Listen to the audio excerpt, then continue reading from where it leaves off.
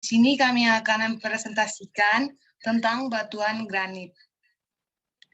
Kami dari kelompok 1 yang berisikan anggota yang pertama, Tangkas Rizky Pratama, yang kedua, Tien Ersia, yang ketiga, Christopher Valentino Sibarani, yang keempat, Ferian Dewi Putra, yang kelima, Rizdaria Situmorang, yang keenam, Atina Roseli. Salah satu jenis batuan beku yang memiliki warna cerah, butirannya kasar, tersusun dari mineral dominan berupa kuarsa dan feldspar, serta sedikit mineral mika dan amfibol. Antik dan struktur hollow kristalin yang terdiri dari elemen kuarsa dan feldspar, sedangkan mineral lainnya dalam jumlah kecil seperti biotit, muskovit, horben, sama piroksen. Granit bertekstur keras dan kuat, serta memiliki ketahanan yang lama. Oleh karena itu, granit banyak digunakan sebagai batuan untuk konstruksi. Sebagai bahan untuk membuat gedung, jembatan, paving, monumen, perhiasan, permata, atau juga dapat digunakan dengan cara dipoles pada lantai ubin, di atas meja, dan lain. Unsur penyusun batuan granit yaitu yang pertama kuarsa, yang kedua feldspar, yang ketiga biotit, yang keempat muscovite, yang kelima horblite, yang keenam mikas, yang ketujuh amfibol. Untuk pemateri yang pertama saya persilakan. 1. Kuarsa. Kuarsa merupakan mineral utama dalam batuan felsik yang kaya silika seperti granit, granodiot, dan riolit. Merupakan mineral paling melimpah di permukaan bumi setelah feldspar, karena hab selal ada pada semua jenis batuan. Kris kuarsa dapat dimanfaatkan sebagai bahan pembuat filter, kontrol frekuensi, timer, sirkuit elektronik yang menjadi komponen penting dalam ponsel, jam tangan, receiver televisi, komputer, alat navigasi, lensa, penutup laser, dan berbagai perangkat khusus lainnya. Kuarsa sangat tahan terhadap pelapukan mekanik dan kimia. Daya tahan ini yang membuat kuarsa dapat ditemukan di puncak gunung, pantai, sungai, dan gurun pasir. Sifat-sifat fisik kuarsa adalah sebagai berikut. 1. Berwarna putih, kuning, ungu, merah muda, coklat, hijauan, hingga tak berwarna. 2. Nilai kekerasannya kurang dari 7,0 mos. 3. Berat jenis atau bobot isi 2,6 sampai 2,7 gram per cc. 4. Titik lebur 1650 lebih kurang 75 derajat Celcius dan titik didih 2230 derajat Celcius. Yang kedua saya persilakan. Yang kedua itu feldspar.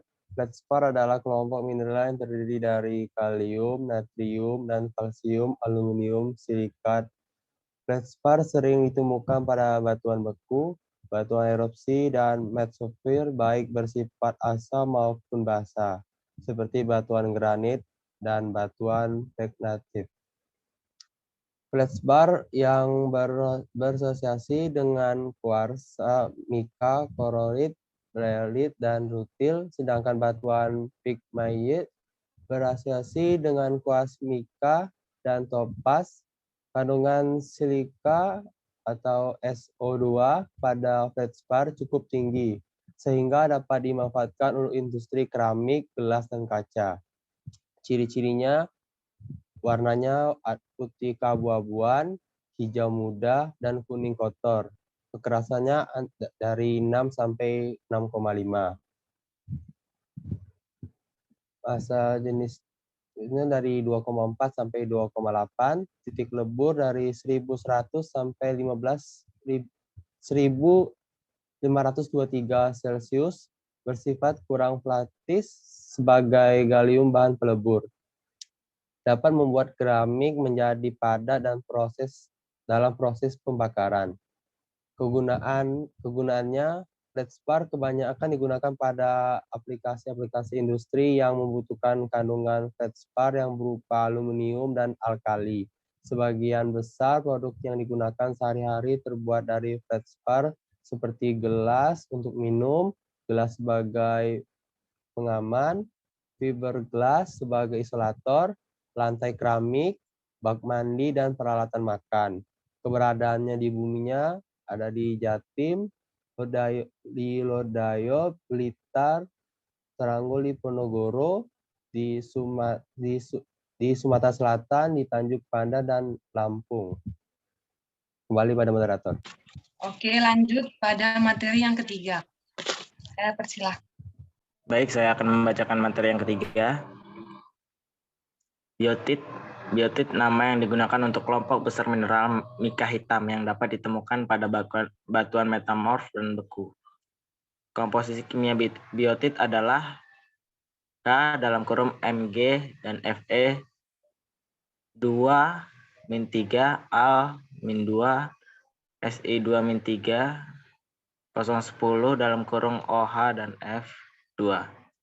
Biotit biasanya digunakan di lapangan karena kelompok mineral mika hitam, anit, siderepilit, fluoropologipit, estonit, dan sebagainya. Umumnya tidak dapat dibedakan tanpa pengamatan optik kimia ataupun X-ray analisis.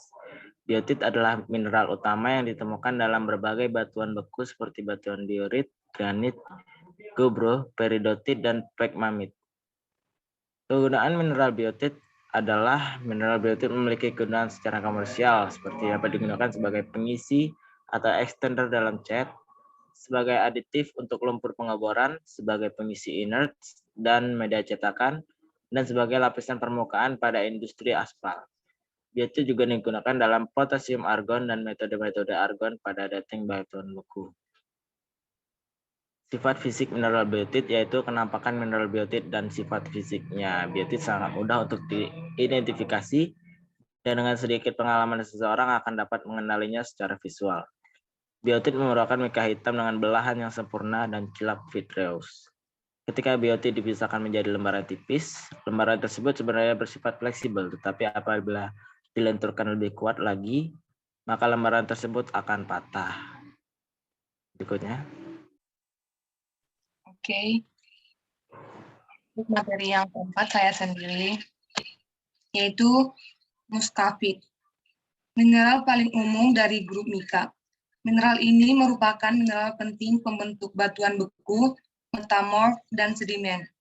Seperti umumnya, anggota dalam grup mika, muscovite membentuk lembaran tipis yang transparan. Lembaran muscovite memiliki kilap kaca hingga mutiara. Jika mineral ini dikenal cahaya, maka mereka akan terlihat transparan atau hampir mirip tidak berwarna. Selain warna dasarnya yang cenderung transparan, muscovite juga yang terkadang dapat terlihat dengan warna kuning, coklat, hijau, dan pink. Muscovite banyak dimanfaatkan sebagai bahan baku peralatan listrik karena lembaran-lembarannya mempunyai sifat sebagai isolator yang sangat baik. Selain itu, sifat dari kilapnya menyebabkan mineral ini sering dipakai sebagai bahan campuran pada cat, kosmetik, dan keramik. Oke, lanjut untuk materi yang selanjutnya. Saya persilahkan. Baiklah, yang selanjutnya yaitu hornblende. Hornblende adalah kelompok mineral isolikat kompleks atau ferrohornblende, magnesiohornblende. Hornblende bukan mineral terpisah, melainkan sebagian dari amfibol, hanya saja berwarna gelap. Hornblende adalah campuran isomorf dari 3 molekul. Silikat kalsium, besi magnesium, silikat aluminium, besi magnesium, dan sebuah silikat besi magnesium. Rumus umum hornblende adalah CaNa2 kurang 3Mg Fe Ai5 AiSi8O22 OHF2. Mineral hornblende dapat dimanfaatkan sebagai bahan pembuatan sabun, bahan bangunan, bahan pembuatan baja, bahan pembuat patung Mineral hornblende juga dapat digunakan dalam bidang keilmuan. Sifat-sifat fisiknya yaitu hornblende mempunyai kekerasan dari 5 sampai 6. Berat jenisnya 2,9 sampai 3,4. Dan biasanya berwarna hijau opak, coklat kehijauan, coklat atau hitam. Belahannya memiliki sudut 56 sampai 124 derajat. Hornblende sering sulit dibedakan dengan mineral-mineral piroksen dan biotit mika, karena juga berwarna hitam dan bisa ditemukan di granit dan karnokit. Terima kasih. Saya persilakan untuk materi selanjutnya. Saya akan menjelaskan tentang materi ke-6 yaitu mika. Mika merupakan sebuah grup mineral yang penting. Mika tergolong mineral silikat yang termasuk subkelas pilosilikas. Mika dapat terbentuk di ketiga batuan, yaitu batuan beku, batuan sedimen, maupun batuan metamorf. Dengan karakteristik yang tipis dan umumnya fleksibel atau rapuh, mineral ini dapat bertahan dalam proses metamorfik yang dipengaruhi suhu dan tekanan. Mineral mika yang umumnya dikenal yaitu muskovit, biotit, dan lepidolit, meskipun sebenarnya mika terdiri dari 30 jenis mineral. Mika memiliki kuat dielektrik yang tinggi dan stabilitas kimiawi yang sempurna. Mika sering dijadikan bahan pembuatan kondensator untuk penerapan frekuensi radio. Mika juga tahan panas, maka mika digunakan dalam berbagai jendela untuk kompor dan pemanas minyak tanah. Serta karena bisa ditekan menjadi film atau saput tipis, mika sering digunakan pada tabung Geiger Muller untuk mendeteksi penetrasi rendahnya partikel alfa. Beberapa merek pasta gigi menyertakan mika putih serbuk yang berfungsi sebagai sebuah ampelas atau abrasi yang ringan untuk membantu pemolesan permukaan gigi, serta menambahkan keindahan yang bersifat kosmetik kepada pasta gigi yang tampak lebih berkilauan. Mika juga merupakan mineral basal sempurna dan mampu membelah diri menjadi lamina tipis. Kandungan kimia mika mengandung silikat kompleks, aluminium, dan alkali dengan hidroksil. Untuk mineral mika ini memiliki sifat fisik diantaranya berwarna putih perak, kuning, hijau, dan coklat.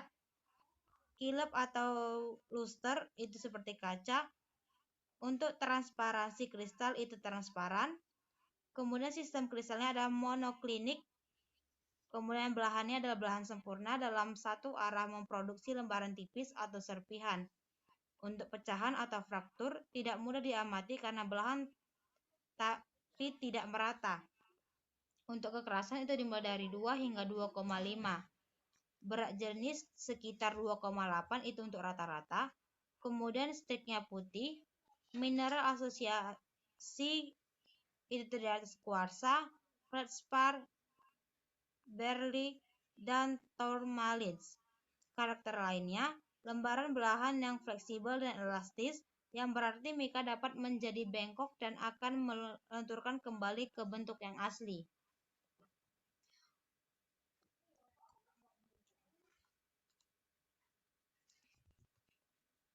Materi yang ketujuh itu tentang amfibolit.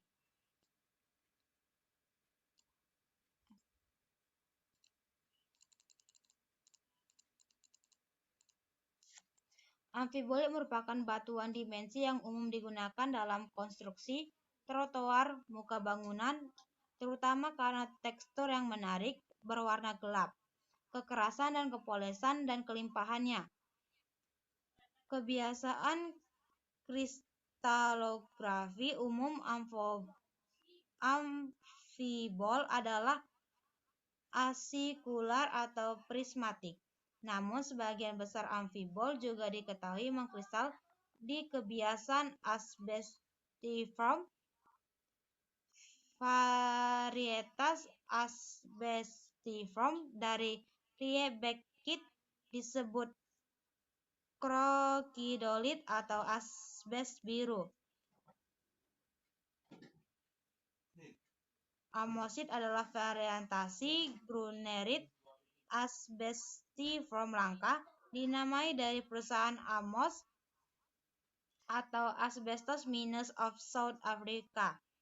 Bahan asbes komersial yang paling penting adalah Sirotil varietas serpentine asbestiform.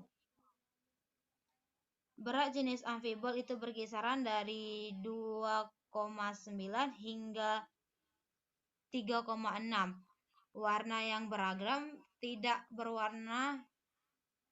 dari tidak yang berwarna hingga putih, hijau, coklat, dan hitam, atau biru, bahkan lavender, dan terkait dengan komposial, terutama kandungan zat besinya. Amfibol kaya akan magnesium seperti antofilit, kumektonit, dan tremolit. Tidak berwarna atau cahaya dalam warna. Seri tremolit, ferrotinolit berkisar dari putih hingga hijau tua dengan kandungan zat besi yang meningkat. Jenis aktinolit, tremolit, berserat halus dan masif, dikenal sebagai gyokneprit, berkisar dari hijau hingga hitam. Hornblende biasanya berwarna hitam. Untuk glaucophan dan Riebeckit biasanya berwarna biru. Anthophyt berwarna abu-abu dengan berbagai corak hijau dan coklat. Seri grunerit dan kumektonit hadir dalam berbagai nuansa coklat muda. Jenis tremolit bebas zat besi yang mengandung mangan dapat memiliki warna lavender. Kembali ke moderator.